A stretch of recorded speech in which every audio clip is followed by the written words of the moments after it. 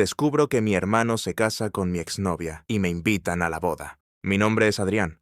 Tengo 28 años y durante toda mi vida creí que la familia era el refugio más seguro que uno podía tener. Crecí con esa idea grabada en la mente, cultivada por los domingos de comida familiar, los abrazos en los días de tristeza y las carcajadas interminables que compartía con mi hermano menor, Tomás. Con apenas 3 años de diferencia, siempre fuimos inseparables. Desde pequeños, todo lo hacíamos juntos. Jugábamos en el patio, compartíamos videojuegos, nos defendíamos mutuamente en la escuela. Mi madre solía bromear diciendo que éramos como dos mitades del mismo corazón, y yo lo creía. Tomás era más extrovertido, el alma de cada reunión. Siempre sabía qué decir para hacer reír a los demás, para suavizar cualquier tensión. Yo, en cambio, era más reservado, más serio. Pero juntos éramos invencibles. Por eso, nunca imaginé que un día él sería quien enterraría una daga profunda en mi espalda. A los 23 años conocí a Sofía. Fue en una reunión universitaria, una de esas a las que no quería ir, pero que, de alguna manera, terminan cambiándote la vida. Ella era diferente. Su risa iluminaba la habitación. Sus ojos tenían esa chispa de vida que hipnotizaba. Sofía no era la típica chica que busca llamar la atención, y quizá por eso fue que me conquistó tan rápido. Empezamos a salir, al principio tímidamente, pero pronto nos volvimos inseparables. Mi familia la adoraba. Mi madre decía que era como una hija más. ¿Y Tomás? Tomás siempre se mostraba muy atento con ella. En aquel entonces no vi nada extraño. Era normal, pensé, que mi hermano quisiera llevarse bien con la mujer que, según todos, algún día sería mi esposa. Durante 3 años fuimos felices, o al menos eso creía. Hablábamos de futuro, de viajes, de hijos. Hablábamos de toda una vida juntos. Pero como pasa con las grandes historias de amor, empezaron a aparecer grietas. No de manera abrupta, no con discusiones violentas, sino con pequeñas indiferencias, silencios incómodos, miradas esquivas. Al principio, pensé que era el estrés del trabajo, o la rutina. Intenté compensarlo, organizando escapadas de fin de semana, sorpresas, cenas románticas. Sofía sonreía, pero sus ojos ya no brillaban igual. Las peleas comenzaron a ser más frecuentes. Discutíamos por tonterías, que si llegaba tarde, que si había olvidado su café favorito, que si no la escuchaba con suficiente atención. Yo, desesperado, me esforzaba el doble, sin entender que el problema era mucho más profundo de lo que imaginaba. Un día, después de una discusión especialmente amarga, Sofía me miró con una tristeza que nunca olvidaré y me dijo que necesitaba tiempo, que necesitaba encontrarse a sí misma. Y se fue. Me quedé roto, perdido. Mis días se convirtieron en una rutina mecánica. Trabajo, casa, trabajo. Salir a la calle era un suplicio. Ver parejas felices me revolvía el estómago. Y en medio de todo ese dolor, Tomás estuvo ahí. Me sacaba de casa, me invitaba a ver partidos, a salir a tomar algo. Nunca me dejó solo, y yo agradecía su apoyo incondicional sin saber la verdad que se ocultaba tras su sonrisa. Pasaron los meses y poco a poco empecé a sentirme mejor. El dolor seguía ahí, como una vieja cicatriz, pero podía respirar sin que doliera. Había aceptado que Sofía ya no era parte de mi vida. Incluso llegué a salir con otras personas, aunque nada serio. Todo cambió un jueves por la tarde.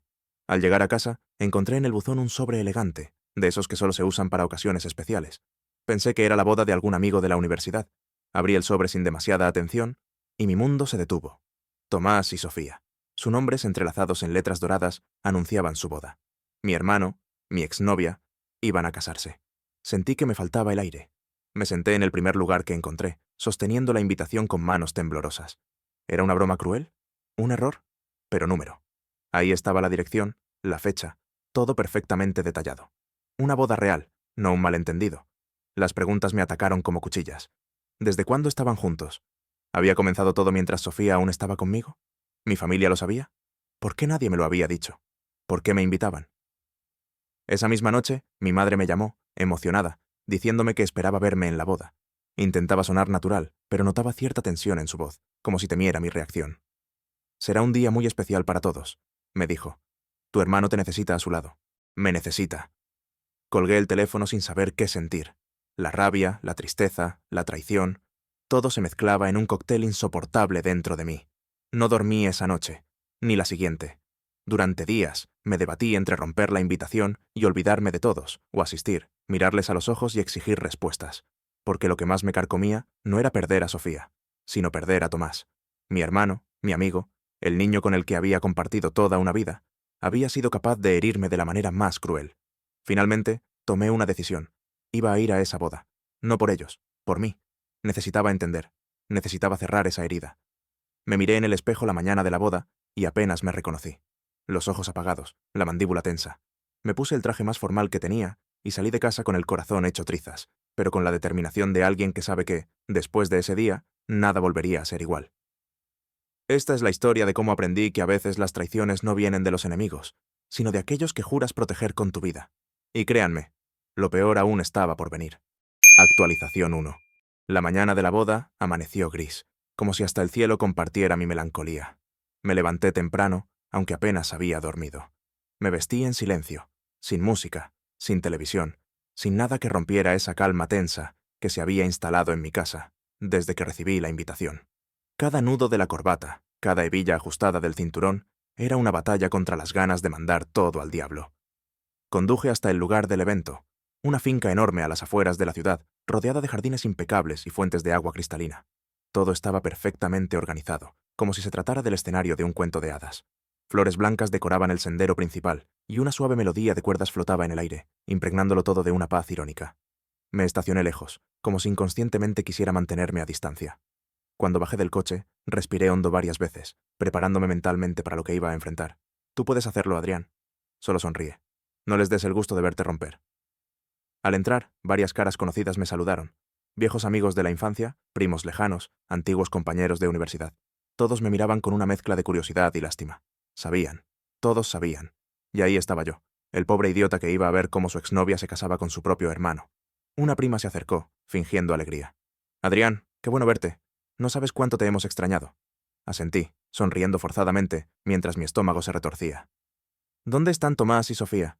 Pregunté, intentando sonar casual. Tomás está dentro, nervioso como nunca lo vi. Y Sofía, bueno, está preciosa, dijo suspirando. Vas a ver, hacen una pareja increíble. Sus palabras me atravesaron como cuchillos. Me disculpé alegando ir por una copa y me dirigí directamente hacia la barra improvisada, necesitando desesperadamente algo fuerte para soportar la ceremonia. Pedí un whisky doble, lo bebí de un trago y pedí otro. Mientras esperaba, noté que mi madre se acercaba, con su vestido color marfil y esa sonrisa temblorosa que solo muestra cuando está a punto de llorar.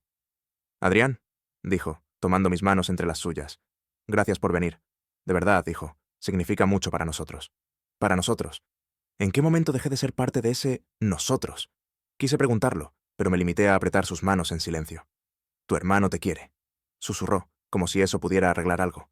Las cosas pasaron, de manera inesperada, pero el amor es así, impredecible. ¿Amor? ¿Eso justificaba todo? Antes de poder responder, la música cambió. La ceremonia estaba por comenzar. Mi madre me arrastró suavemente hasta una de las primeras filas. Me senté, sintiéndome como un actor obligado a participar en una obra absurda. La gente comenzó a girarse, murmurando emocionada. Sofía apareció al final del sendero, tomada del brazo de su padre. Y sí, estaba hermosa. El vestido blanco le quedaba perfecto, sus rizos caían en cascada sobre sus hombros, y en sus ojos había un brillo que yo ya no recordaba. Mi corazón latió tan fuerte que me costaba respirar. Sofía avanzaba, sonriendo, mientras sus ojos se clavaban en los de Tomás, que la esperaba bajo el arco de flores. Eran felices, felices, y yo era el único condenado a presenciarlo. Durante la ceremonia, no escuché las palabras del oficiante. Eran un zumbido lejano, como si estuviera bajo el agua. Todo se reducía a imágenes, las manos entrelazadas, las sonrisas nerviosas, el sí, acepto, que rompió definitivamente lo que quedaba de mi alma. La gente aplaudió. Yo también, mecánicamente, como un fantasma. Cuando la ceremonia terminó, nos dirigimos a la zona del banquete. La música se volvió más alegre, las copas de champán empezaron a circular, y los invitados bailaban y reían como si no hubiera traición en el aire. Yo me refugié en una esquina, observándolo todo, sintiéndome más solo que nunca. Tomás me encontró. Se acercó con paso titubeante, una copa de champán en la mano, y una expresión culpable en el rostro. Hermano, dijo, casi en un susurro. Gracias por venir, de verdad. Me forcé a sonreír. No me lo habría perdido por nada. Mentí. Él bajó la mirada. Parecía querer decir algo más, pero en ese momento Sofía se acercó. Se detuvo junto a Tomás y por un segundo nuestras miradas se cruzaron. Fue un instante eterno. Ella parecía querer hablar, explicarse, pero solo dijo, Adrián, gracias. No pude evitar notar cómo evitaba mirarme directamente a los ojos. Felicidades, dije, y me giré para marcharme. No podía seguir ahí. No era más que un intruso en un mundo que ya no me pertenecía. Caminé hacia el jardín, buscando aire. Me alejé tanto que casi no se escuchaba la música. Me senté en un banco de piedra, mirando el cielo ahora estrellado, sintiendo que cada estrella era un recuerdo que ya no podía recuperar. Y entonces escuché pasos. Alguien se acercaba. «Adrián», susurró una voz que conocía demasiado bien. Sofía. No quise girarme. No quería escuchar sus disculpas, sus justificaciones. Pero ella se sentó a mi lado, dejando un espacio prudente entre nosotros. «Sé que esto es difícil», dijo, sin mirarme. «Sé que no tienes razones para perdonarnos. Solo quería que supieras que nunca fue planeado, que intentamos resistirlo. Pero el corazón no siempre entiende de lealtades». Su voz temblaba, y en su temblor sentí algo extraño. No era solo culpa, era dolor real. «Te amaba», continuó. «Te amé de verdad. Pero algo cambió, y Tomás estuvo ahí cuando más lo necesité. No supe qué decir. ¿Qué podía decirse ante semejante confesión? «Lo sé», dije simplemente. Nos quedamos en silencio. Luego, Sofía se levantó, dejando caer algo en el banco, una pequeña carta doblada. «Cuando puedas», susurró, y se fue. Me quedé mirando la carta, sin tocarla. El eco de su perfume flotaba en el aire, como un recordatorio cruel de todo lo que había perdido. No sabía si quería abrirla, no sabía si quería seguir sabiendo más, pero una cosa era segura. Aquella noche, aquella boda, sería el inicio de algo mucho más grande, y mucho más oscuro. Actualización 2. Me quedé allí, en aquel banco de piedra, durante lo que parecieron horas, con la carta aún cerrada en mis manos sudorosas. Cada vez que miraba el pequeño papel doblado, sentía que pesaba más, como si dentro llevara no solo palabras, sino todo el dolor, toda la traición, todo lo que había intentado enterrar en lo más profundo de mí. Finalmente, cuando la brisa nocturna empezó a calarme hasta los huesos, me armé de valor y abrí la carta. «Adrián, no sé si leerás esto. No sé si podrás perdonarme alguna vez, pero necesitaba que supieras mi verdad. Lo nuestro no terminó porque dejara de amarte. Terminó porque me perdí a mí misma, porque necesitaba algo que, aunque doliera admitirlo, tú ya no podías darme. Tomás me vio cuando más invisible me sentía, y me sostuvo cuando el mundo parecía derrumbarse. No fue amor a primera vista. Fue una caída lenta, dolorosa, inevitable. Nunca quise herirte, pero al final lo hice de la peor manera posible. Te recordaré siempre como mi primer gran amor, Sofía». Sentí que el mundo se me venía encima. La carta temblaba en mis manos. Cada palabra era una bala disparada directamente a mi pecho. Cerré los ojos y respiré hondo, intentando no gritar, no romperme del todo. No podía quedarme ahí. Me levanté, guardé la carta en el bolsillo interior de mi chaqueta y caminé de regreso hacia la finca. No pensaba quedarme al banquete. No podía soportar ver a Tomás y Sofía bailar su primer baile como esposos, sonriendo, riendo, sellando su traición bajo el aplauso de todos. Caminaba hacia el coche cuando alguien me llamó. «Adrián». Era Lucía, una amiga de la familia, siempre discreta, siempre observadora. Se acercó corriendo, con su vestido verde ondeando al viento. «¿Te vas ya?», preguntó, con una mezcla de tristeza y comprensión en los ojos. «No hay nada más para mí aquí», respondí, con una sonrisa amarga. «¿Puedo acompañarte un momento?». Asentí sin fuerzas. Nos sentamos en el borde de una fuente, bajo el amparo de la oscuridad.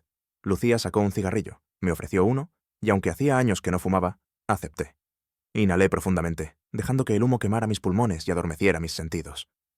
«No tienes que ser fuerte, ¿sabes?», dijo Lucía, mirando las luces lejanas de la fiesta. «Nadie espera eso de ti». Guardé silencio. «Te hicieron daño», continuó. «No lo minimices, no trates de enterrarlo. Siente todo el dolor, Adrián. Es la única forma de sanar». Sus palabras tan sencillas, tan humanas, me golpearon más que cualquier otra cosa aquella noche. Lucía no intentaba consolarme. No me ofrecía excusas ni promesas vacías. Solo estaba allí, validando mi dolor. Me descubrí contándole todo. Desde el primer beso con Sofía, los sueños que construimos juntos, la forma en que, poco a poco, algo se había ido quebrando sin que yo lo notara. Le hablé de las noches en que Sofía parecía distante, de las veces que la encontré llorando y ella juraba que no era nada. Lucía me escuchó en silencio, sin interrumpirme. Cuando terminé, sentí como si me hubiera quitado un peso inmenso de encima. No es que el dolor desapareciera, pero era como si, al compartirlo, dejara de ser solo mío. «¿Qué vas a hacer ahora?», preguntó suavemente. Miré las estrellas buscando una respuesta que no encontraba. «No lo sé», admití. «Pero quedarme aquí, rodeado de gente que finge que nada pasó, no es una opción». Lucía sonrió, una sonrisa triste pero luminosa. «Entonces vete. Hazlo. Lánzate a lo desconocido. A veces, perderlo todo es la única manera de encontrarte a ti mismo». Sus palabras resonaron en mi interior. Por primera vez en semanas, sentí un atisbo de algo parecido a la esperanza. Apagué el cigarrillo, me levanté y la miré a los ojos. «Gracias, Lucía». Ella se encogió de hombros. «No necesitas agradecerme. Solo no te olvides de ti mismo». Le di un abrazo de esos que no necesitan palabras, y caminé hacia mi coche. Antes de subir, lancé una última mirada hacia la finca iluminada, donde la fiesta seguía en pleno apogeo, donde ellos reían, brindaban y bailaban, inconscientes de la devastación que habían dejado atrás. Subí al coche, encendí el motor y, sin pensarlo demasiado, tomé la carretera hacia el norte. No sabía a dónde iba exactamente, pero sabía que tenía que alejarme de todo aquello. Mientras conducía, con la ventana abierta y el viento golpeándome la cara, sentí, por primera vez en mucho tiempo, una pequeña chispa de libertad. El camino era largo, incierto, lleno de dudas y miedos, pero también estaba lleno de posibilidades, y yo estaba listo para descubrirlas. Actualización 3. La carretera se extendía interminable frente a mí, una cinta oscura que se perdía en el horizonte. Conducía sin un destino fijo, solo guiándome por el instinto, por la necesidad casi visceral de escapar, de poner distancia entre mi corazón roto y el lugar donde todo se había derrumbado. Durante las primeras horas, el silencio fue mi única compañía. El zumbido del motor, el murmullo del viento, el crujido ocasional de los neumáticos sobre el asfalto. Nada más. Pero pronto, los recuerdos comenzaron a infiltrarse. Fragmentos de conversaciones, risas, caricias. La forma en que Sofía me miraba cuando pensaba que no la veía. La primera vez que me dijo, «Te amo». La noche en que prometimos envejecer juntos. Cada imagen era como un latigazo. Me obligaba a apretar más fuerte el volante, a contener las lágrimas que amenazaban con nublarme la vista. Después de horas conduciendo, llegué a un pequeño pueblo costero que parecía detenido en el tiempo. Casas de colores desvaídos, calles de piedra, faroles viejos que iluminaban apenas la bruma que empezaba a descender. Me detuve frente a una pensión modesta. El letrero decía «Bienvenidos», con letras gastadas. Sin pensarlo demasiado, estacioné el coche y entré. Una mujer mayor, de cabello blanco recogido en un moño desordenado, me recibió con una sonrisa cálida. «¿Buscas habitación, hijo?» Asentí, incapaz de articular palabras. Me entregó una llave sin hacer preguntas y me señaló una escalera de madera que crujía con cada paso. La habitación era sencilla. Una cama con colcha de flores, una pequeña ventana que daba al mar y un armario de madera que olía a tiempos antiguos. Pero era suficiente. Dejé mi chaqueta en una silla, me tumbé en la cama y cerré los ojos. Por primera vez en días, el sueño me venció casi de inmediato. Me despertó el sonido de las olas golpeando suavemente la costa. Durante un momento, no supe dónde estaba. Después, la realidad cayó sobre mí como un martillo. Me levanté, me duché y bajé al pequeño comedor de la pensión. La mujer, que se presentó como doña Carmen, me sirvió café y pan recién horneado sin decir palabra. Agradecí en silencio y me senté junto a la ventana. El pueblo empezaba a despertar. Vi a un par de pescadores preparar sus redes, a un grupo de niños correr descalzos por la playa, a una anciana barrer el umbral de su casa. Había algo reconfortante en aquella rutina sencilla, en aquella vida alejada de los dramas y las traiciones. Después del desayuno, salí a caminar. Sentía que necesitaba moverme, sacudir el peso que aún me aplastaba el pecho. Recorrí el malecón, respiré el aire salado, dejé que el viento desordenara mi cabello. Fue entonces cuando la vi. Estaba sentada en un banco de madera, con un cuaderno en el regazo y un lápiz en la mano. Tenía el cabello castaño claro recogido en una trenza suelta y una expresión de profunda concentración. No sé qué fue lo que me llamó la atención. Quizás la serenidad que irradiaba, o la forma en que parecía pertenecer completamente a ese lugar, como si fuera una parte más del paisaje. Me detuve, indeciso. No quería molestarla. No quería invadir su mundo. Pero ella levantó la vista, me sonrió, y en ese gesto hubo una invitación silenciosa, una promesa de que tal vez no todo estaba perdido. Me acerqué despacio. ¿Puedo sentarme?, pregunté, mi voz ronca de tanto tiempo sin hablar. Ella asintió, sonriendo aún. Claro.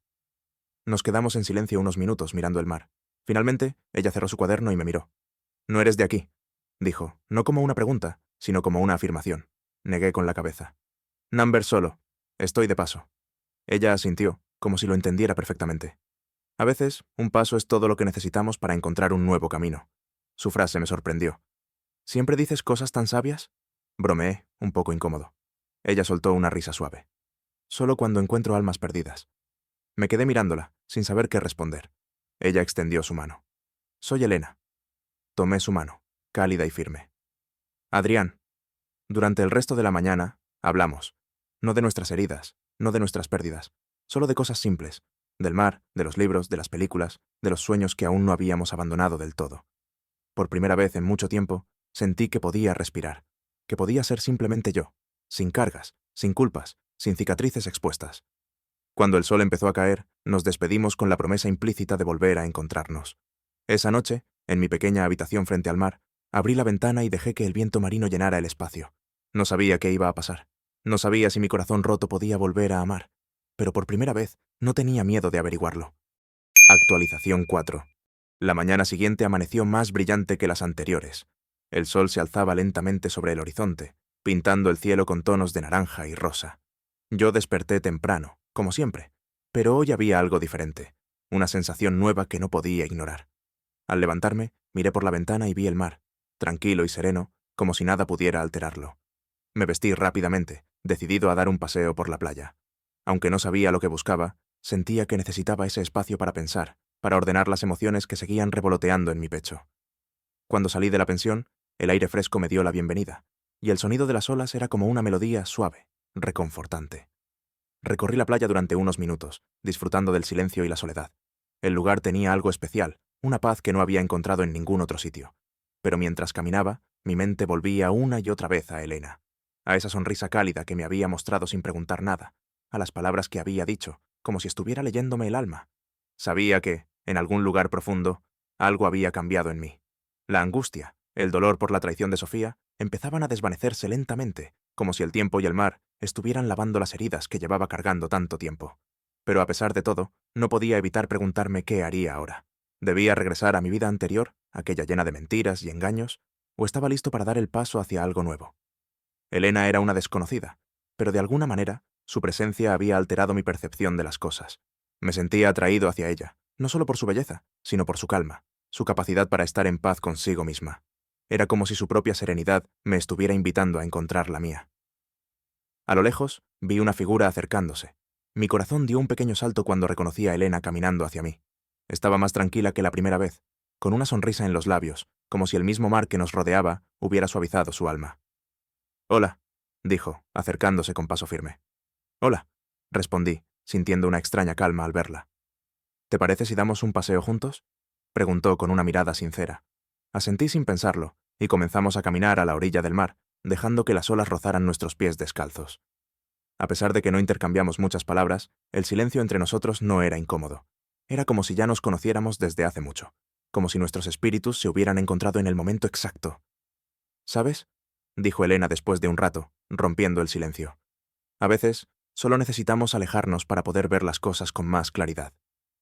La miré, sorprendida por la profundidad de sus palabras. «¿Y tú? ¿Qué es lo que buscas aquí?», pregunté, intentando descubrir más sobre ella. Elena se detuvo un momento, mirando el horizonte, como si estuviera pensando en algo importante. Luego, con una sonrisa melancólica, respondió: «Busco algo que me haga sentir viva, algo que me permita olvidar el peso de mi pasado y empezar de nuevo. Tal vez este lugar sea ese algo». Esas palabras resonaron en mi mente como un eco, y por un momento me pregunté si lo que ella decía era lo que yo también necesitaba. Alejarme de todo, empezar de nuevo, reconstruir mi vida desde cero. ¿Era eso posible? Ambos seguimos caminando por la playa, nuestras sombras alargadas por el sol de la mañana. Al poco rato, nos sentamos en la arena y nos quedamos allí, sin decir nada, solo observando el mar. En ese momento, entendí que, aunque no sabía qué iba a pasar, no tenía que tener todas las respuestas ahora. Tal vez el primer paso para sanar era simplemente estar presente, permitir que el tiempo hiciera su trabajo.